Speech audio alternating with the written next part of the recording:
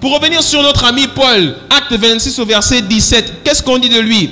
Je t'ai choisi du milieu de ce peuple et du milieu des païens vers qui je t'envoie afin que tu leur ouvres les yeux pour qu'ils passent des ténèbres à la lumière et de la puissance de Satan à Dieu, pour qu'ils reçoivent par la foi en moi le pardon des péchés et l'héritage avec les sanctifiés. En conséquence, roi Agrippa, je n'ai point résisté à la vision céleste, à ceux de Damas d'abord, puis à Jérusalem, dans toute la Judée et chez les païens, j'ai prêché la repentance. Dis-moi la repentance.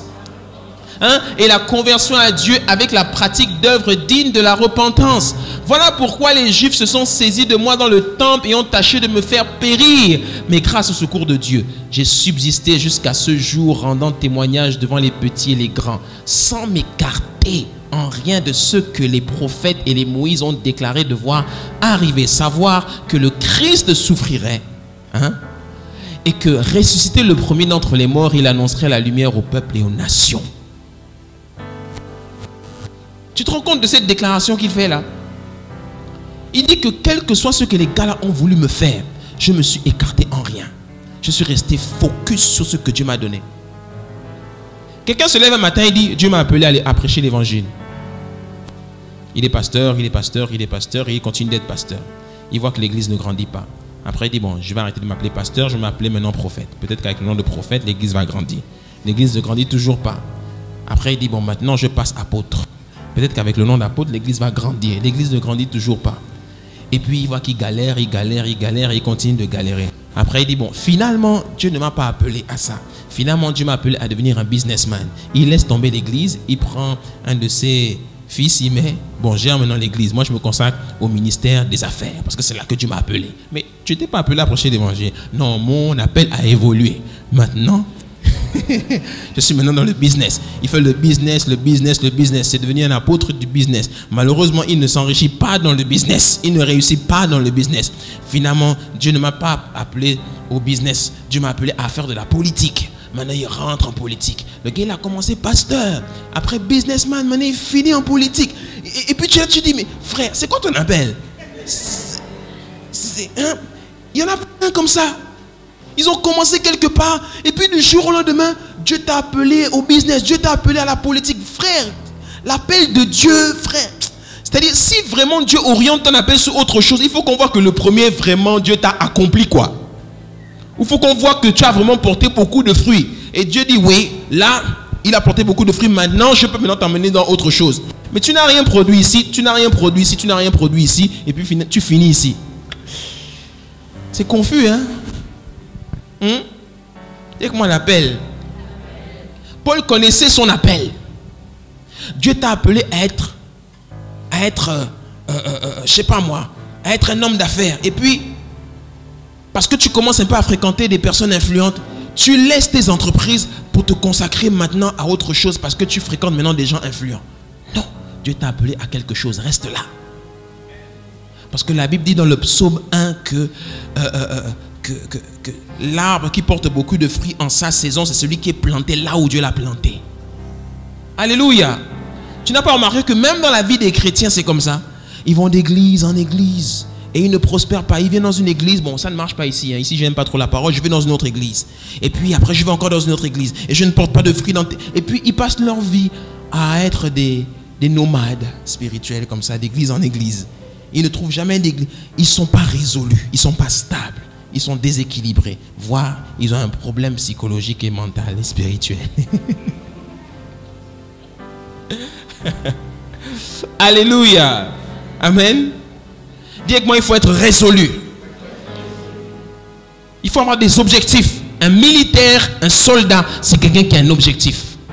Quel objectif tu poursuis pour cette année, pour l'année prochaine?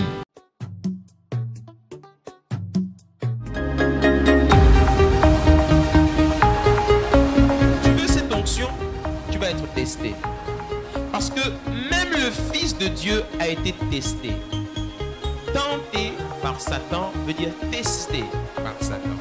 La récompense, elle est que pour ceux qui excellent. Elle n'est pas pour ceux qui ont des vies en dents de scie. C'est pour ça que beaucoup de chrétiens n'opèrent pas dans le miraculeux et l'extraordinaire.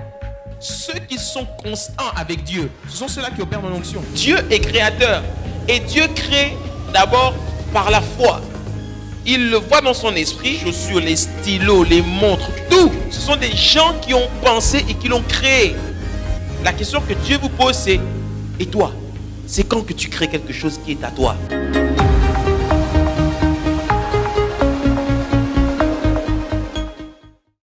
Prends le temps d'aller te poser et dis-toi: je vais atteindre mon objectif l'année prochaine. Lequel? As-tu un objectif financier? As-tu un objectif pour ta famille? As-tu un objectif pour ta maison? As-tu un objectif? Le livre là que tu dois écrire depuis, pourquoi tu ne l'as toujours pas écrit? Alléluia. Hein? Cette maison que tu dois finir depuis, pourquoi tu ne l'as toujours pas fini? Chaque fois que l'argent rentre, tu le consacres toujours à autre chose au lieu de le consacrer à ta maison. Hein? 1 Timothée chapitre 2 verset 1. J'exhorte donc avant toute chose à faire des prières, des supplications, des requêtes, des actions de grâce pour tous les hommes, pour les rois et pour tous ceux qui sont élevés en dignité, afin que nous menions une vie paisible et tranquille en toute piété et honnêteté. Cela est bon et agréable devant notre Dieu Sauveur, qui veut que tous les hommes soient sauvés et parviennent à la connaissance de la vérité. Hein? 2 Timothée chapitre 2 au verset 10, il dit: afin que eux aussi obtiennent le salut qui est en Jésus-Christ avec la gloire éternelle. Donc Dieu n'a qu'une seule cible: Église de Jésus-Christ. Lorsque nous nous retrouvons ici, c'est bien d'être enseigné, c'est bien de croître spirituellement, c'est bien tout ce que nous faisons.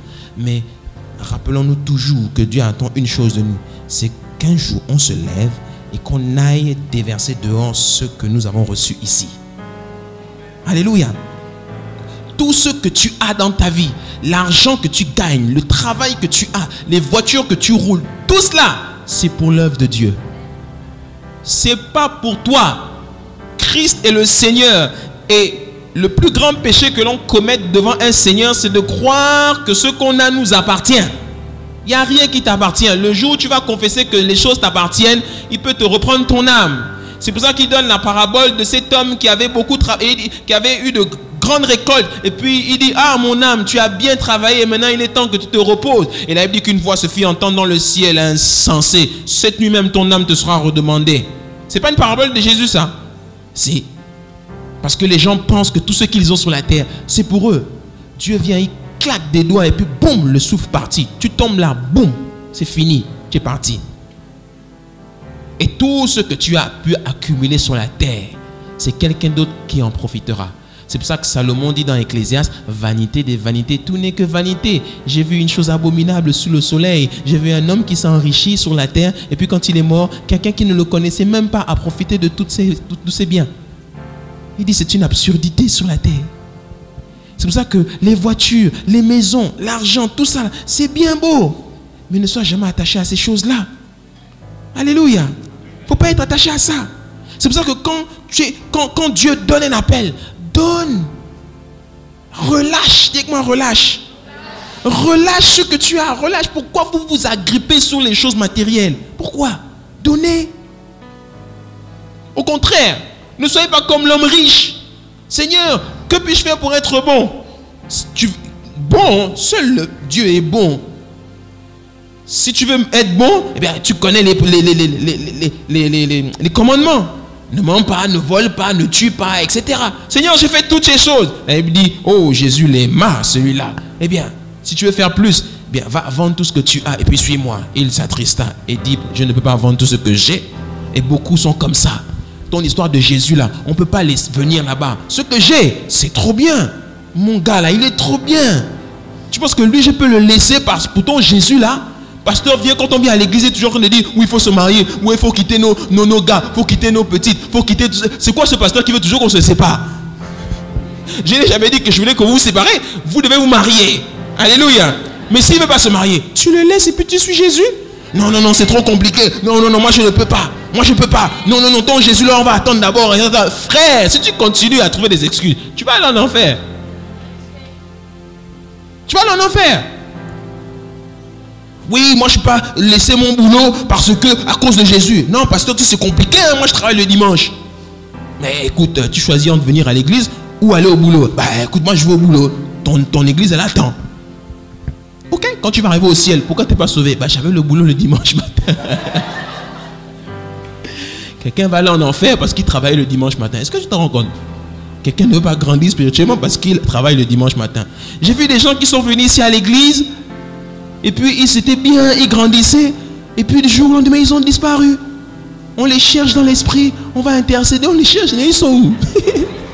La fille elle a disparu de l'église. Mais qu'est-ce qui s'est passé? Est-ce que c'est nous qui avons fait quelque chose de mauvais? Est-ce qu'on l'a blessé? Est-ce qu'on l'a intimidé? Est-ce qu'on lui a marché sur les pieds quand elle est rentrée à l'église? Je sais pas, qu'est-ce qu'on lui a fait?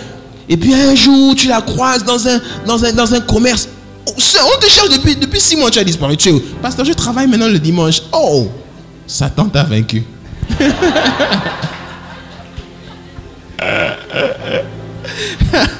Les chants, est-ce que vous pouvez monter s'il vous plaît? Alléluia. Hein? Non. Il faut être résolu. Je te lis encore 2-3 versets. Actes chapitre 13 au verset 46. Hein? Paul et Barnabas leur dirent avec assurance: c'est à vous premièrement que la parole de Dieu devait être annoncée, mais puisque vous la repoussez et que vous vous jugez vous-même indigne de la vie éternelle, voici nous nous tournons vers les païens. C'est là que le grand ministère de Paul va commencer, envers les païens. Et là, parce que Paul va décider vraiment de se consacrer à la mission. Dis-moi la mission. Parce qu'à partir de là, on voit Paul qui va partout, qui ouvre des églises partout. Et c'est quand Paul commence à se consacrer à la mission que les vrais combats commencent. Et quand les combats viennent, mon ami, c'est là maintenant que tu dois demander la puissance à Dieu. Ouais, parce qu'en mode combat, tu auras besoin de puissance. Je vais te lire un passage très rapidement. Je vais retrouver ce passage qui se trouve dans le livre des Actes. Quand Paul arrive à Chypre, la première ville que Paul va évangéliser s'appelait Chypre. Alléluia. Et quand Paul va se tenir devant le consul Festus, il y avait un gars qui s'appelait Élymas, le magicien. Et là, il dit qu'il s'opposait aux paroles de Paul. Et s'opposant aux paroles de Paul, Paul dit au bout d'un moment: gars, fils du diable, pourquoi est-ce que tu pervertis sans cesse les voies du Seigneur? Aujourd'hui, tu seras aveugle et tu ne verras plus. Boum, le gars devient aveugle. C'est là qu'il faut demander la puissance. Parce que quand tu rentres en mode combat, là on pardonne plus. Là on frappe maintenant. Alléluia. C'est là que les choses sérieuses commencent. Quand on va rentrer en mode combat, quand on va rentrer dans la mission, c'est là que les problèmes sérieux vont commencer. Et c'est là qu'on va commencer vraiment à jouir de ce qu'on appelle l'évangile. Les gens pensent que l'évangile c'est quand tout va bien. Tu jouis vraiment de l'essence de l'évangile quand tout va mal. Parce que c'est quand tout va mal que Dieu se glorifie. Alléluia. Ouais, c'est quand tout va mal, quand tu es dos au mur, quand tu as épuisé tous les artifices humains que Dieu maintenant se glorifie. Et quand Dieu se glorifie, c'est là que ça fait plaisir. Tu n'as pas remarqué que notre Dieu prend plaisir à te laisser sombrer dans les problèmes. Et c'est quand tu es au fond et que tu penses que tout est perdu, que tu vois comme dans le film une main au dernier moment. Dieu aime jouer le personnage de la dernière seconde. Quand on pense que l'acteur principal est en train de mourir, il est en train de tomber, et puis on voit une main qui le sauve au dernier moment. Et puis quand on voit le personnage, on se dit mais oh, le personnage on l'avait même oublié dans l'histoire quoi. Yeah. On pensait qu'il était parti. Ça c'est Dieu, il aime ça. Ouais, il aime ça. Alléluia. Comme Paul avait compris que la priorité de Dieu c'était les âmes. Voilà pourquoi Paul va se donner à cœur joie pour ouvrir des églises. Il va se donner à cœur joie pour ouvrir des églises. Pourquoi? Parce que Paul comprenait que l'ouverture des églises, dis-moi ouvrir une église. Pourquoi est-ce que c'est important d'ouvrir des églises partout? Il y a un mystère derrière l'implantation des églises. Une église est un point de contact spirituel où Dieu peut travailler. Quand Dieu arrive dans une ville, s'il n'y a pas d'église, Dieu ne peut pas travailler. Dieu a besoin d'une église dans une ville où est-ce qu'il veut travailler. L'église est un point de contact spirituel. L'église est une lumière. L'église est un phare qui éclaire la ville. C'est pour ça que quand tu arrives dans une ville et qu'il n'y a pas d'église et qu'apparemment tu es le seul chrétien à 10 km à la ronde, ne cesse de te demander qui va devenir pasteur dans cette ville. C'est toi qui va devenir pasteur dans cette église. Mais sérieux, vous pensez que le Seigneur, voilà, tu as été muté dans un chef-lieu, dans la banlieue de Makoko. Et il n'y a pas d'église. Tu es là maintenant avec ta femme et tes enfants. Il n'y a pas d'église pour les dimanches à l'église. Il n'y a pas d'église. Bon, on va maintenant regarder le culte sur Internet. Mais qui t'a dit que Dieu voulait que tu regardes le culte sur Internet? Dieu veut que tu crées une église là où tu es. Parce que tous les dimanches matins, quand on va dans la rue, tous les gens de ce chef-là, ils n'ont pas d'église. Donc tu les vois en train de vivoter, à rien faire. Ils vont faire des courses, ils s'ennuient. Il y a besoin d'avoir une église qui va créer une activité spirituelle dans la ville. Mais Dieu, qui va créer l'église là? Non, je prie pour que le pasteur vienne. Non, arrête de prier pour le pasteur. C'est toi le pasteur. Alléluia. Mais Seigneur, moi je suis qu'un simple fonctionnaire. Je travaille dans mon administration. Je n'ai jamais prêché. Je ne connais pas ces choses là. L'histoire de dire que Dieu nous a appelés, tout ça. Mon ami, si ton nom n'était pas inscrit dans la liste des pasteurs du chef-lieu de Makoko, sache que ton nom vient d'être écrit.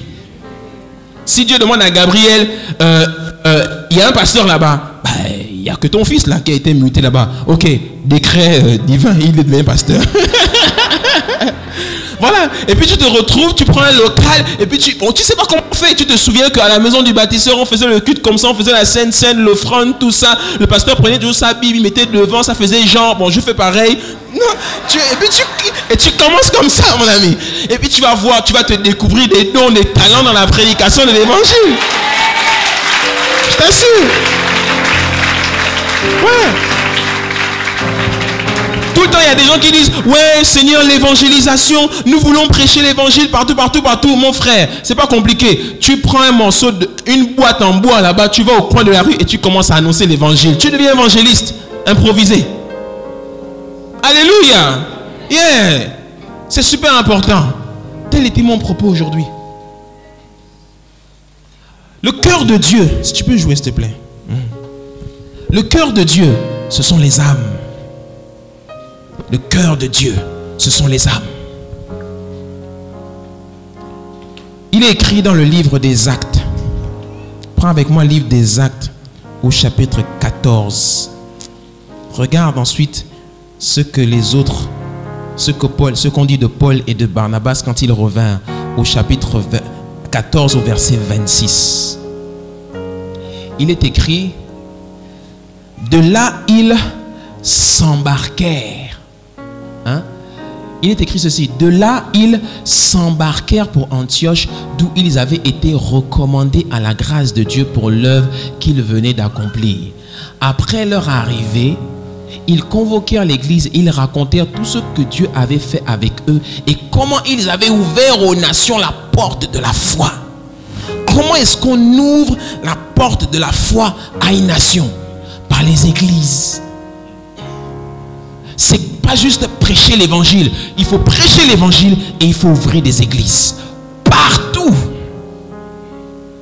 S'il y en a là-bas qui ont des coins où ils se retrouvent pour adorer Satan, s'ils en ont 10, nous on doit avoir 20 églises. S'ils en ont 30, nous on doit avoir 60 églises. S'ils en ont 100 dans la ville, nous on doit avoir 300 églises. Si nous avons que 15 églises et il y a 100 lieux où on adore Satan, le monde des ténèbres avance plus vite que nous. Alléluia. Mais quand une ville est saturée d'églises, même si là-bas c'est un pasteur congolais, même si là-bas c'est un pasteur nigérien, mon ami, que ce soit un pasteur nigérien qui prie, qui prend vos dîmes, qu'il prenne vos dîmes, qu'il vous arnaque, c'est pas mon problème du moment que vous êtes dans une église. Alléluia. C'est pour ça que Paul dit dans Philippiens qu'il y en a qui prêchent pour Christ, d'autres qui prêchent pour leur vendre. Peu m'importe, le plus important, c'est que Christ soit prêché. Alléluia. C'est le plus important.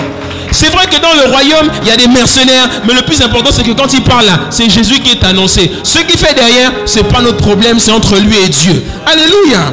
Mais le problème de Dieu, c'est quand il n'y a pas d'église. C'est quand l'église ne grandit pas. Il n'y a pas de campagne d'évangélisation. On allume la télévision, on ouvre l'union, toujours en train de nous parler des faits divers. Il a tué sa copine, il a coupé la tête de ci. Où sont les faits divers concernant les églises? C'est quand on comprend le stade de l'amitié. C'est quand on comprend le gymnase de Lumi. C'est quand on comprend Franceville. C'est quand on comprend OIM. C'est quand on comprend ça. C'est quand on construit notre propre chaîne de télévision. On a déjà notre chaîne de télévision au nom de Jésus-Christ. Alléluia. C'est quand on prend les radios. C'est quand on sort notre propre magazine féminin. C'est quand? Il est temps qu'on se lève et qu'on annonce l'évangile. Est-ce qu'on peut acclamer le Seigneur bien fort?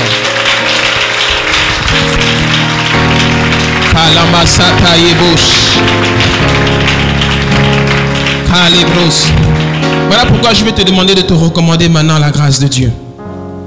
Tu vas dire, Seigneur, j'ai entendu ta parole. Et je crois que moi aussi, j'ai un appel dans ma vie. Je ne sais pas encore exactement peut-être à quoi tu m'appelles, mais je sais une chose. Je veux avoir le cœur de Jésus. Je veux avoir le cœur pour Jésus. Je veux avoir le cœur pour l'évangile. Je veux avoir le cœur pour le royaume de Dieu.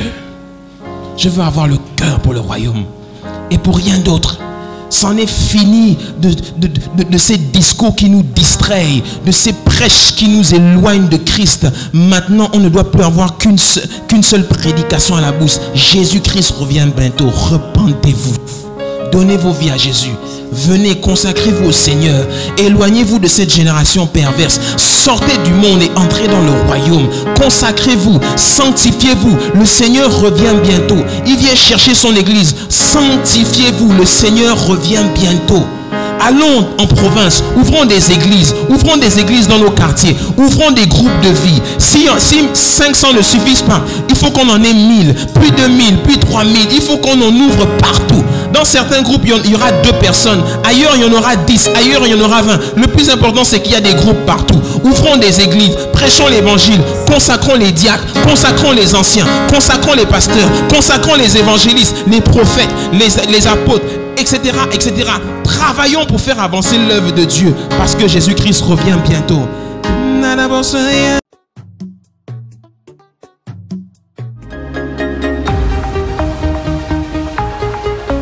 Tu veux cette onction, tu vas être testé. Parce que même le Fils de Dieu a été testé. Tenté par Satan veut dire testé par Satan. La récompense, elle est que pour ceux qui excellent.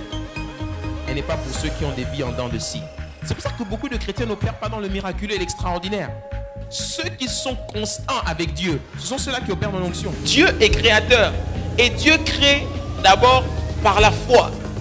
Il le voit dans son esprit, les chaussures, les stylos, les montres, tout. Ce sont des gens qui ont pensé et qui l'ont créé. La question que Dieu vous pose, c'est: et toi? C'est quand que tu crées quelque chose qui est à toi?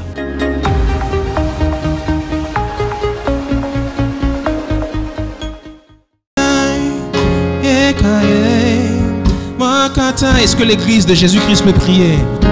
Prions et disons au Saint-Esprit: Saint-Esprit, où es-nous? Donne-nous d'abord la présence et donne-nous aussi la puissance, car le royaume des cieux ne consiste pas en paroles seulement, mais aussi en une démonstration d'esprit et de puissance. Seigneur, nous voulons démontrer ton royaume par la puissance du Saint-Esprit. Nous voulons qu'il y ait le maximum de personnes qui entrent dans le royaume. Le maximum. Moi aussi, je veux me consacrer. Moi aussi, je veux semer. Moi aussi, Seigneur, donne-moi l'onction de générosité. Moi aussi, je veux encourager. Moi aussi, je veux contribuer de près ou de loin, Seigneur. Avec ou sans, je veux contribuer. Mais je ne veux plus rester assis à ne rien faire, Seigneur. Je veux travailler pour faire avancer ton œuvre dans cette nation. Oh, Katae. Prions, prions, prions, prions en langue. Le Saint-Esprit est en train de faire un travail maintenant. Yeah. Malebros. Iketeyaba. Yeah, baba. Yeah. Oh, Kamasae. Teyababa. Qui peut se tenir devant le trône? Nul ne peut et ne pourra.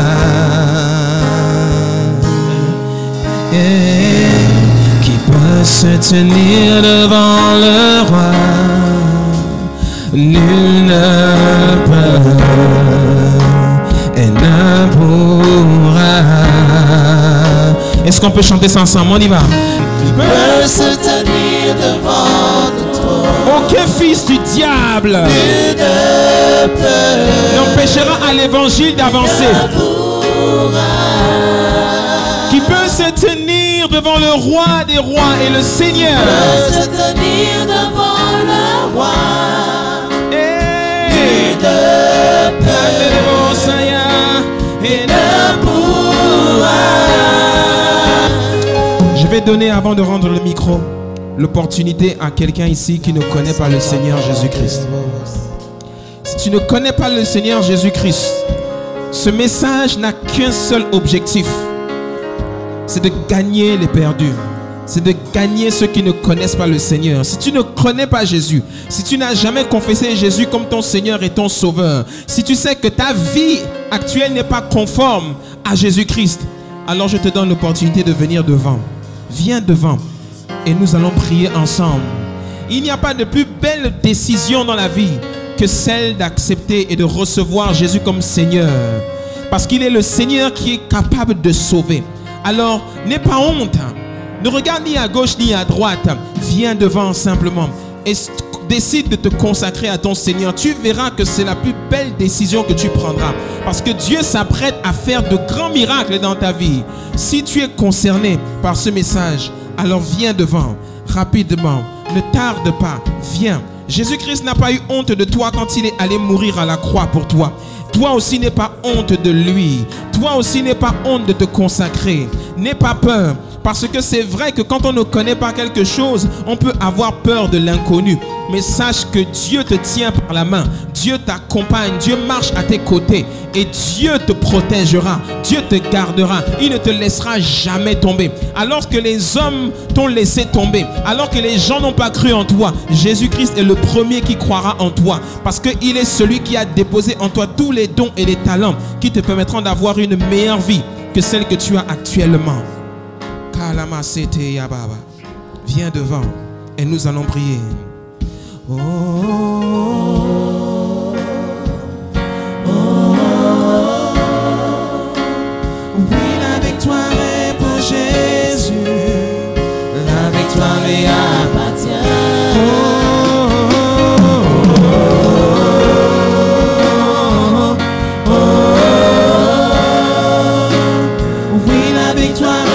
Jésus, la victoire lui appartient. Bien-aimés dans le Seigneur, avant que nous prions, sachez que chaque fois que vous vous avancez pas juste devant le pasteur, vous avancez devant le Saint-Esprit. Le Saint-Esprit est là, il vous regarde, il vous connaît. Il connaît vos vies, il connaît vos maisons. Il sait ce dont vous avez besoin et ce dont vous n'avez pas besoin. Il vous connaît parce que c'est lui qui vous a créé. Quand vous allez faire cette prière, faites-la avec un cœur sincère. Soyez sincère envers Dieu. C'est vrai que ce n'est pas toujours évident. Quelles que soient les difficultés que vous connaissez, quels que soient les problèmes par lesquels vous passez, faites-lui confiance. Parce que ce qui est impossible aux hommes, lui, il peut le rendre possible. Parce que rien ne lui est impossible. Alors vous allez répéter cette parole, cette prière après moi. Et je vais demander aussi à l'église de les accompagner pour les soutenir par la foi. Seigneur Jésus, me voici devant toi. J'ai entendu ta parole et j'ai cru par la foi. Aujourd'hui, j'accepte Jésus-Christ comme mon Seigneur. Je le reçois dans ma vie comme mon Sauveur. Je me repens de mes péchés, de mes fautes et de mes transgressions. Je te demande pardon pour toutes les fois où je me suis éloigné de toi. Aujourd'hui, tu m'as retrouvé. Je me consacre à toi. Je m'abandonne à toi. Je te donne ma vie et je te donne mon cœur. Aide-moi chaque jour à marcher selon ta parole et dans l'obéissance de ta parole.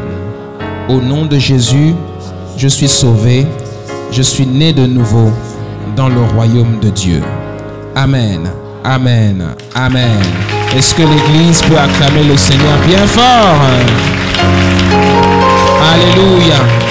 Que Dieu vous bénisse. Avant de partir tout à l'heure, il y a monsieur Ivala qui est là et monsieur Ngabolo qui est là qui vont vous recevoir 5 minutes à la fin du culte. Ne partez pas trop vite. Prenez seulement le temps de vous poser avec eux, de leur poser des questions. Ils vont prendre le temps de vous entretenir, de vous présenter l'église et surtout le processus à suivre par la suite. Alléluia. Que Dieu vous bénisse. On est ensemble. Bienvenue dans le royaume. Est-ce que l'église de Jésus peut acclamer bien fort? Alléluia. Oui, la victoire est... J'espère que vous avez passé un excellent moment dans la présence de Dieu en regardant ce message, qu'il vous a édifié et qu'il vous a permis de vous rapprocher encore un peu plus de notre Seigneur Jésus-Christ. Si vous voulez vous procurer cet enseignement, eh bien vous pouvez nous contacter par téléphone, par email ou bien tout simplement vous rendre sur notre site internet www.lamaisondubâtisseur.com. Mais avant de nous séparer, je voudrais vous inviter à prendre la décision la plus importante de votre vie, celle d'accepter Jésus-Christ comme votre Seigneur et votre Sauveur. Et pour cela, je vous invite à faire cette prière avec moi. Seigneur Jésus, me voici devant toi. Je te demande pardon pour mes fautes et mes péchés. Aujourd'hui, je suis né dans le royaume de Dieu. Accorde-moi la grâce de marcher chaque jour selon ta parole et dans l'obéissance de ta parole. Au nom de Jésus-Christ. Amen. Bienvenue dans le royaume de Dieu. Maintenant que vous avez fait cette prière, méditez la parole de Dieu tous les jours. N'hésitez pas et continuez toujours de prier et restez toujours connectés à la présence de Dieu. Je vous aime et je vous dis à très bientôt. On est ensemble. Bye bye.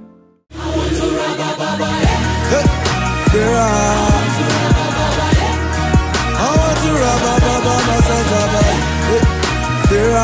to